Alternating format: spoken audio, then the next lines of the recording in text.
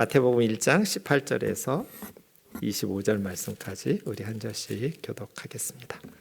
예수 그리스도의 나심은 이러하니라. 그의 어머니 마리아가 요셉과 약혼하고 동거하기 전에 성령으로 잉태된 것이 나타났더니 그의 남편 요셉은 의로운 사람이라 그를 드러내지 아니하고 가만히 끊고자 하여 이 일을 생각할 때 주의 사자가 현몽하여 이르되 다윗의 자손 요셉아 내 아내 마리아 데려오기를 무서워하지 말라. 그에게 잉태된 자는 성령으로 된 것이라. 아들을 낳으리니 이름을 예수라 하라. 이는 그가 자기 백성을 그들의 죄에서 구원할 자이심이라 하니라. 이 모든 일이 된 것은 주께서 선지자로 하신 말씀을 이루려 하심이니 이르시되 보라 처녀가 잉태하여 아들을 낳을 것이요 그의 이름은 임마누엘이라 하리라 하셨으니 이를 번역한즉 하나님이 우리와 함께 계시다 함이라. 요셉이 잠에서 깨어 일어나 주의 사자의 분부대로 행하여 그 아내를 데려왔으나 아들을 낳기까지 동침하지 아니하더니 나음에 이름을 예수라 하니라. 아멘. 마태복음을 우리가 묵상하고 있는데요. 전 복음서를 묵상할 때가 제일 좋거든요. 왜냐하면 다른 성경보다 마태, 마가, 누가, 요한복음은 예수님을 직접 만나잖아요. 다른 성경들보다 예수님에 대해서 직접적으로 이렇게 묵상하다 보니까 막 영혼이 살아나는 것 같은 느낌이 들어요. 그럼 다른 성경을 묵상할 때 뭐였지?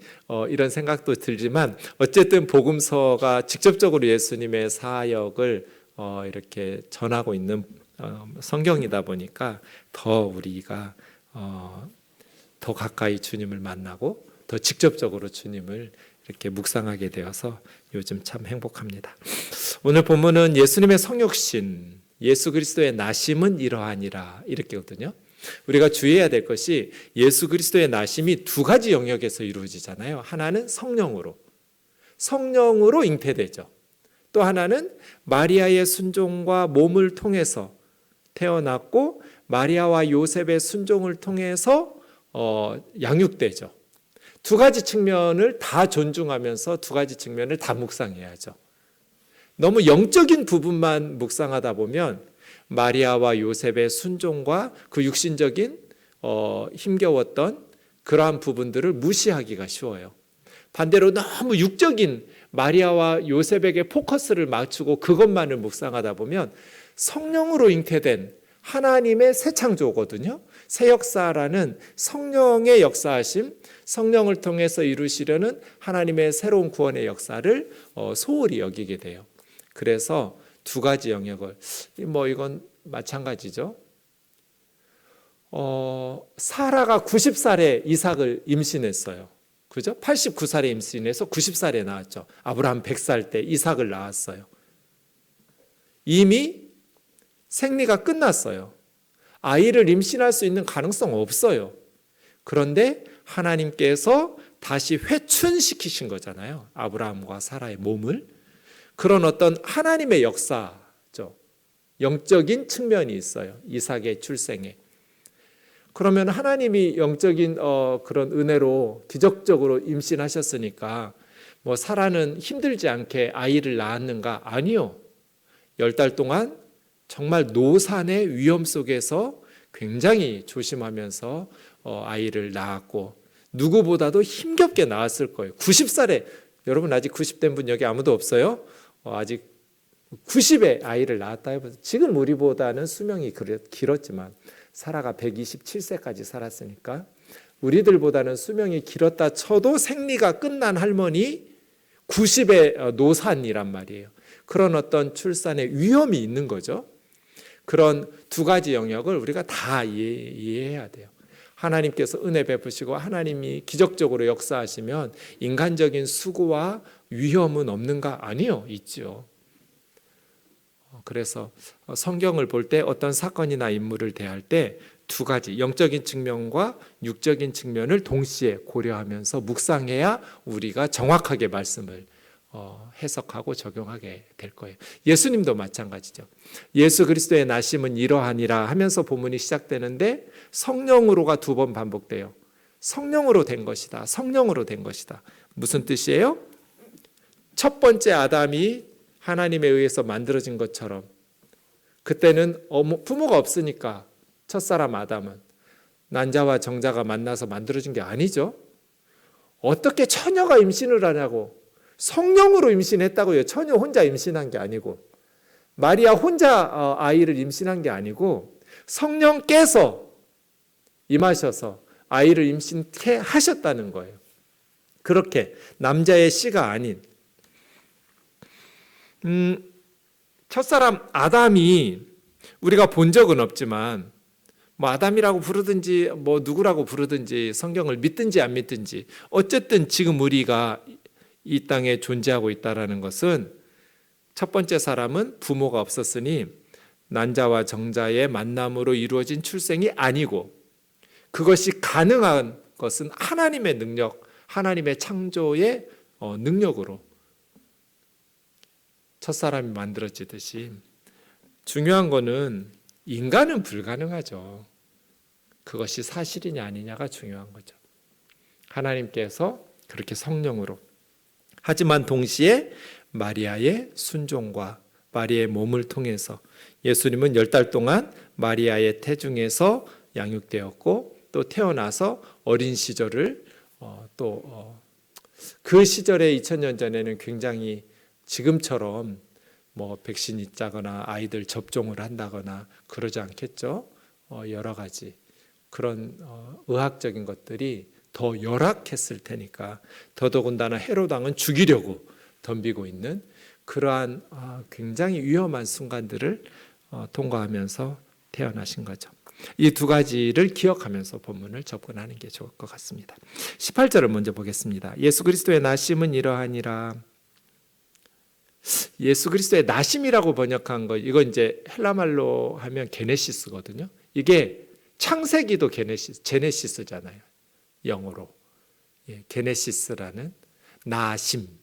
이게 뭐 출생, 삶, 기원, 시작 그런 뜻도 있지만 창세기 이런 뜻도 있거든요. 창세기도 게네시스라고 그래요.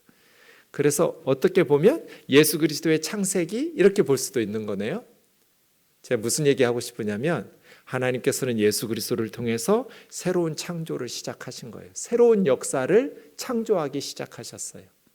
첫 번째 사람을 창조하시고, 하나님께서 창세기 1장 2절에 보면 하나님의 영이 수면을 운행하시면서 성령으로 천지 창조를 하시잖아요. 동일하게 예수 그리스도의 창세기에도 성령으로 그리스도께서 태어나시고, 그리스도께서 하나님의 영으로 새로운 창조를 시작하고 있는 것이죠. 그의 어머니 마리아가 요셉과 약혼, 이 약혼했다라는 단어가 쓴진 대로 무네스튜오라는 말인데요. 무네스튜오라는 말은 이게 약혼하다예요. 이스라엘 사람들은 결혼을 3단계로 해요. 결혼식 할 때 첫 번째는 양가가 동의하고 합의하겠죠. 이 1단계예요. 아무개 아들하고 아무개네 딸하고 결혼할까? 좋아 하면서 양가의 동의가 첫 번째 단계일 거잖아요. 지금처럼 뭐 연애 결혼하고 막 눈 맞아가지고 이런 식으로가 아니고 양쪽 집안이 먼저 동의해요. 그 다음에 두 번째 단계가 이 약혼했다는 무네스튜오예요. 무네스튜오. 이 무네스튜오는 그냥 가벼운 게 아니에요. 무네스튜오를 했다라는 것은 결혼 계약서를 서로 주고받아요. 그리고 결혼 지참금도 줘요. 모하르라고 해요. 신부 측에 결혼 지참금을 신랑 측에서 주고, 그 결혼 계약서에 사회 지도층에 뭐 랍비나 제사장이나 이런 사람들의 사인도 있어야 돼요. 승인도 있어야 돼요. 그러니까 정식적으로 약혼하면 그 다음부터는 부부로 불러요. 결혼식 전이라도. 그래서 오늘 본문에도 보면 약혼했다고 했는데 19절에 보면 남편 또 아내 이런 식으로 부르죠. 약혼만 했어도 이미 남편, 아내, 부부 이렇게 부른다고요. 그리고 만약에 이 약혼을 파혼하잖아요. 결혼식 전에 이 약혼식을 깰 때는 파혼했다고 하지 않고 이혼했다고 그래요. 부부가 결혼식 한 것처럼 법적으로. 그래서 이혼 증서도 써서 줘야 돼요. 그리고 만약에 이렇게 약혼, 무네스튜오를 했는데 결혼식 전에 남자가 죽잖아요.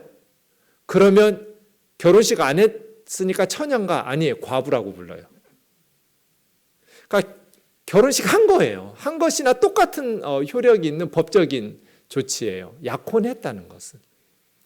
그래서 약혼했다라는 것은 아직 처녀고 총각이고 뭐 이게 아니라 법적으로는 이미 부부이고 남편이고 아내가 된 거예요. 마리아는 요셉과 문에스튜오 약혼을 했어요. 그래서 부부가 됐어요. 결혼식만 안 했을 뿐이에요. 마지막 3단계가 이제 신부가 신랑 집에 가서 결혼 예식하면 끝나는 거예요. 그 과정이에요. 근데 여러분 딸이 마리아가 여러분 딸이라면 결혼을 앞뒀는데 약혼도 끝났는데 문에스튜오가 끝났는데 성령으로 잉태돼서 예수님을 임신하고 난다고 하면 섣불리 그냥 쉽게 동의할 수 있겠어요? 그렇게 하라고 하나님.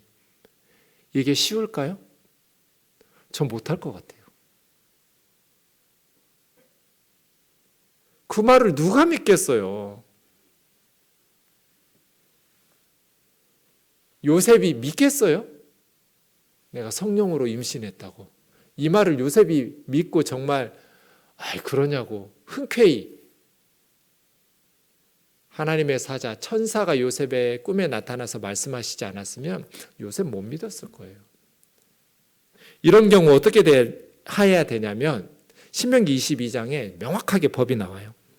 처녀인 여자가 남자와 약혼한 후에, 이게 문에스튜오죠?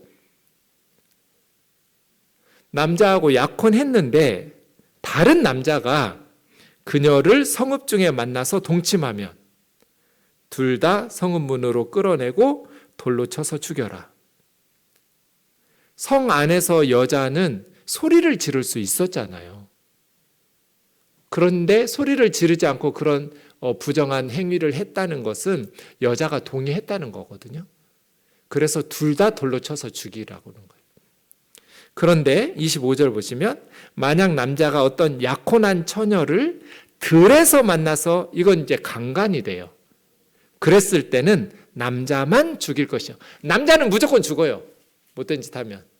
근데 여자는 성에서 그런 일이 있으면 죽고 들에서 그런 일을 당하면 여자에게는 죽일 죄가 없으니 아무것도 하지 마라. 이렇게 돼요. 약혼했어요. 그런데 임신했어요. 그럼 신명기법에 의하면 마리아는 어떻게 해야 돼요?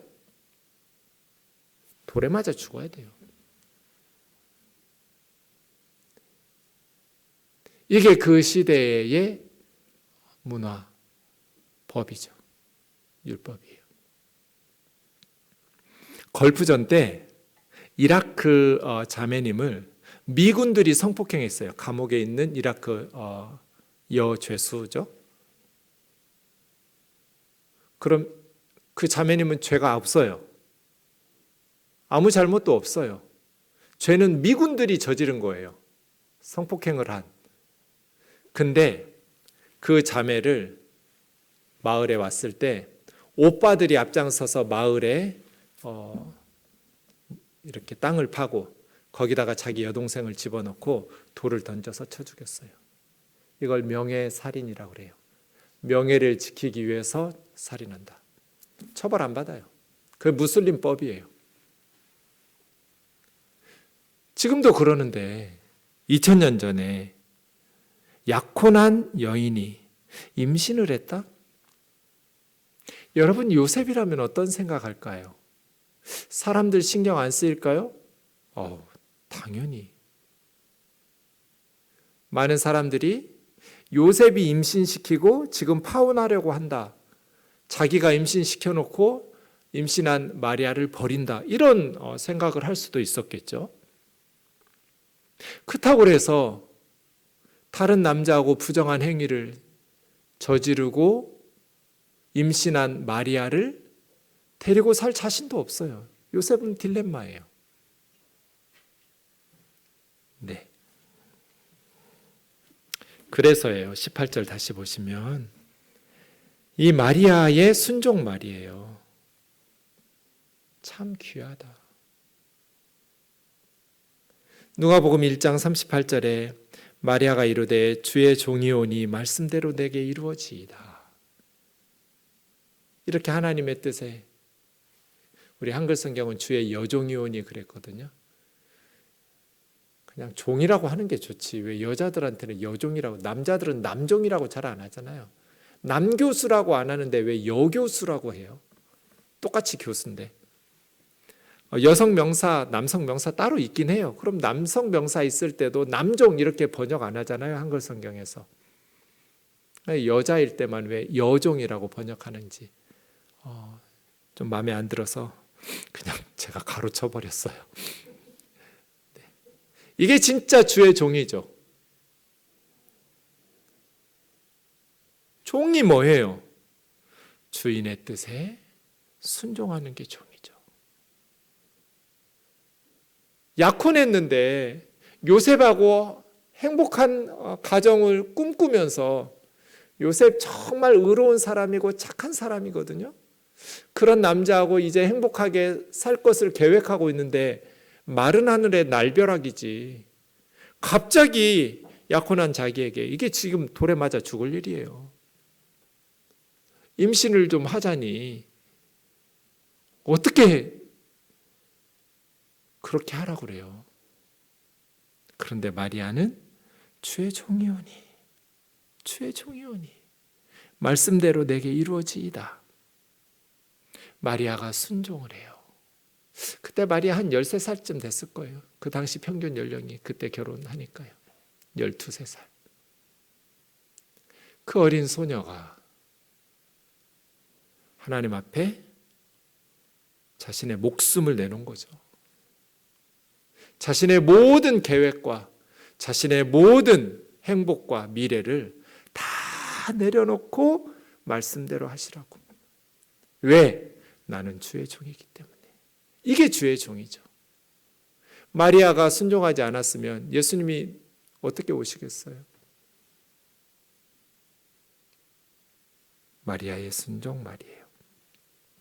성령으로 잉태된 것이 나타났다. 이게 여러분 유레카 하잖아요. 원래는 유레카, 찾았다, 발견했다, 그거거든요. 그게 휴리스코예요. 그 동사예요. 성령으로 잉태된 것을 마리아가 찾았다, 발견했다, 느낀 거죠. 깨달은 거예요. 천사가 그렇게 말하더니 남자하고 어떤 관계도 없었는데 이제 자기 몸의 변화를, 임신의 징후를 느끼기 시작한 거죠. 마리아가. 네. 그렇게 발견되었어요. 발견되었다예요. 수동태예요.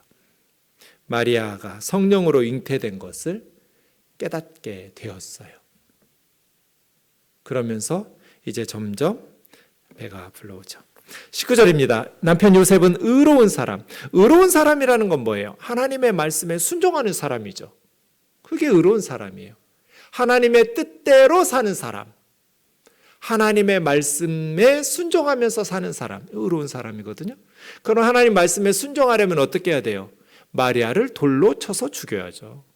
말씀대로라면, 신명기 22장 23절 24절대로라면 마리아는 돌에 맞아 죽어야 돼요. 의로운 사람이었고 요셉이 그렇게 말씀에 순종하는 사람이었다면 그렇게 돌로 쳐서 죽여야 되는데, 요셉은 마리아에 대한 긍휼의 마음이 있어요. 참 요셉 귀하죠. 보통 같으면 배신감이 들 거잖아요. 나하고 약혼했는데 임신을 해? 그러면 죽이고 싶을 거잖아요. 사랑이 변해서 미움 혹은 증오, 배신감? 그럼 당연히 법정에 가서 뭐 해야 되냐면 이 계약 파기하면서 모하를 주었던 것을 돌려받아야 돼요. 결혼 지참금. 근데 요셉은 조용히 끊으려고 했어요. 마리아를 불쌍히 여겼어요. 참 성숙한 사람이에요, 요셉이. 그리고 마리아를 진짜 사랑한 사람이에요. 돈을 내세우거나 자기의 체면, 내 잘못 아니라고, 내가 임신시켜놓고 버리는 거 아니라고 사람들에게 모욕과 망신을 주면서 나 몰라라 하는 그런 게 아니라 조용히 가만히 끊으려고. 도저히 데리고 살 자신은 없으니까. 참 요셉도 정말 뜬 눈으로 밤을 새웠을 것 같아요. 마리아가 말했겠죠. 성령님이 잉태했다. 근데 지금 가만히 끊으려고 한 걸 보면 그거 잘 안 믿어지는 거죠. 어떻게 쉽게 믿을 수 있겠어요? 그래서 요셉이 괴로운 날들을 보냈을 거예요. 잠 못 드는 고민의 날들을 보내다가 결론 내린 게 조용히 끊자였거든요. 그때 이제 주의 사자가 꿈에 나타난 거예요. 그래서 다윗의 자손 요셉아, 네 아내 문에스티오 하면 이미 아내예요. 너의 아내 마리아 데려오기를 무서워하지 마라. 그에게 잉태된 자는 성령으로 된 것이다. 마리아 말대로 성령으로 임신한 거라고 가르쳐 주는 거예요. 예수 그리스도는 성령으로. 그렇게 보면 아담은 하나님의 형상으로 만들어진 사람이죠. 근데 예수님은 사람의 형상으로 오신 하나님이에요. 그렇죠? 이것이 오늘 본문에 가르쳐주는 예수님은 누구신가예요. 예수님은 누구신가? 사람의 형상으로 오신 하나님이시다. 성령으로 잉태되신, 사람의 몸을 입고 성육신하신 하나님, 예수 그리스도죠. 21절입니다. 아들을 낳으리니 이름을 예수라 하라. 예수라는 말은 여호수아, 호세아 다 같은 뜻이고 구원하다. 이는 그가 자기 백성을 그 죄에서 구원할 자이심이니라. 그러니까 그리스도는 뭐 하려 오시는가? 자기 백성을 죄에서 구원하러 오신 분이죠. 자기 백성, 하나님의 백성을 그들의 죄에서 구원하러 오신 구원자. 그게 예수 뜻이에요. 예수는 구원하다라는 뜻이에요. 구원하다. 그러니까 예수님은 왜 오셨는가? 자기 백성을 그들의 죄에서 구원하러 오셨어요. 이 모든 일이 된 것은 선지자 이사야를 통해서 하신 말씀을 이루려 함이니 이르시되 보라 처녀가 잉태하여 아들을 낳을 것이요 그의 이름을 임마누엘, 임마 함께예요. 누 우리, 엘 하나님, 임마누엘 하나님이 우리와 함께, 그런 뜻이에요. 임마누엘, 하나님께서 우리와 함께 계시다는 뜻. 그래서 요셉이 잠에서 깨어나 주의 사자의 분부대로 행하여 그의 아내를 데려왔고 아들을 낳기까지 동침하지 않았고 다음에 그 이름을 예수라 했는데 원문에 보면 그리고가 3번 나와요. 3세트의 순종이 나오죠. 아내를 데려왔어요. 사람들이 뭐라고 비난하든지 뭐라고 하든지 감수하고 책임지고 천사의 말을 믿으면서 아내를 데려왔고 그리고 아들을 낳기까지는 마리아와 동침하지 않았고 낳자 이름을 천사의 말대로 예수라고 이름을 지었어요. 임마누엘. 마태복음은 임마누엘로 시작해서 임마누엘로 끝나는 복음서예요. 이걸 봉투 기법이라고 하기도 하고 편지 기법이라고 하기도 하고 샌드위치 기법이라고 하기도 해요. 겉이 똑같은 거예요. 임마누엘 1장 23절 예수님의 탄생을 임마누엘로 시작했어요. 그러면서 마태복음 맨 마지막 구절이 28장 20절이죠. 내가 세상 끝날까지 너희와 항상 함께 있을 거다. 이 임마누엘이에요. 그래서 마태복음은 임마누엘로 시작해서 임마누엘로 끝난 성경이에요. 그 안에 있는 모든 예수님의 사역이 임마누엘이에요. 예수님의 모든 말씀과 예수님의 모든 치유와 예수님의 모든 가르침의 사역들 예수님의 모든 공생의 사역은 임마누엘이에요. 하나님이 우리와 함께 계실 때 어떤 일이 일어나는가? 하나님이 우리와 함께 계실 때 진정한 사랑을 경험하게 되고, 진정한 기쁨과 진정한 행복을 누리게 되고, 진정한 생명의 회복의 역사를 일구는 일꾼의 삶으로 변화돼요. 그래서 하나님의 말씀대로 이루어지듯이 그 말씀의 영역으로 뛰어드는 사람들에게는 임마누엘을 통해서 놀라운 말씀의 성취들을 함께 경험하게 될 거예요. 예수님이 말씀을 통해서 이루시는 약속하신 것들을 이루어갈 때 우리도 그 말씀 성취의 현장에서 그 기쁨의 감격을 함께 누리는 동역자가 될 거예요. 임마누엘. 본문은 우리에게 매우 중요한 것을 가르쳐주죠. 예수님은 누구신가?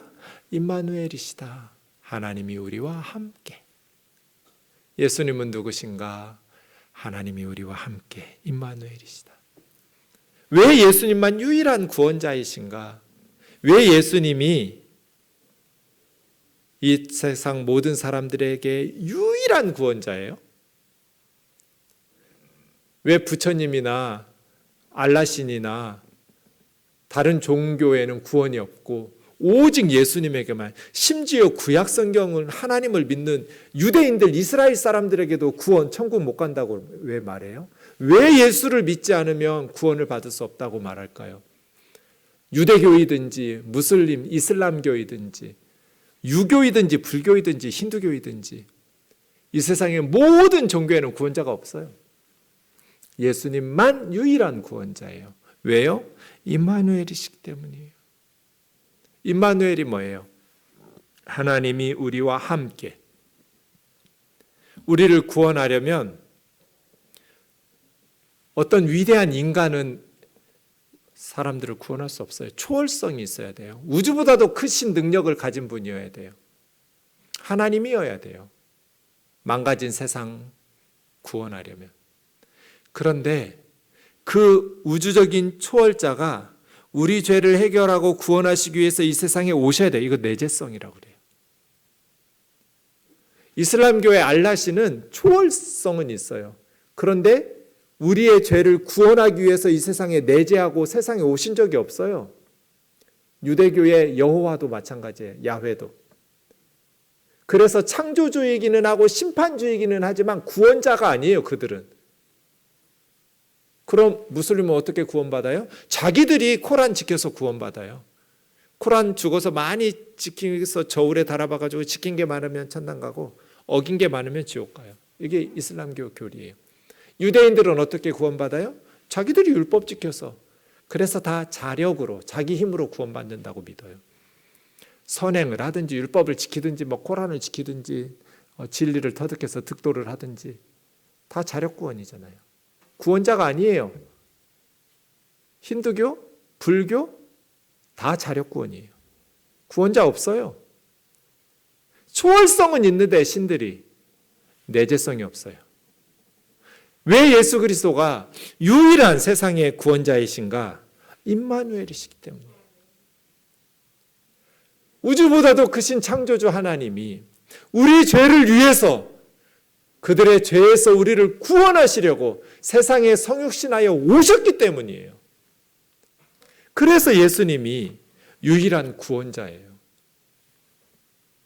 예수님은 누구신가? 기독교의 창시자이다. 이스라엘에 2000년 전에 오셨다. 로마 제국이 이스라엘을 지배하고 있을 때. 아니요. 그런 것들을 다 정확하게 알고 박사 논문을 쓰는 사람이라 할지라도 임마누엘을 고백하지 않으면 예수님 제대로 아는 사람 아니에요. 예수님은 사람의 몸을 입고 사람의 형상을 입고 오신 하나님이에요. 임마누엘, 하나님이 우리와 함께 계신. 그렇기 때문에 예수님이 유일한 사람들의 구원자, 예수, 자기 백성을 그들의 죄에서 구원할 자가 되시는 거죠.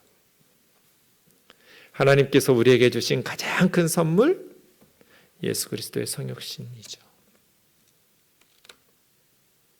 예수 그리스도의 나심으로 우리에게 베푸신 그 놀라운 선물을 우리만 아니라 세상의 모든 사람들에게 전파하는 우리 우면동 교회 되기를 주의 이름으로 축원합니다.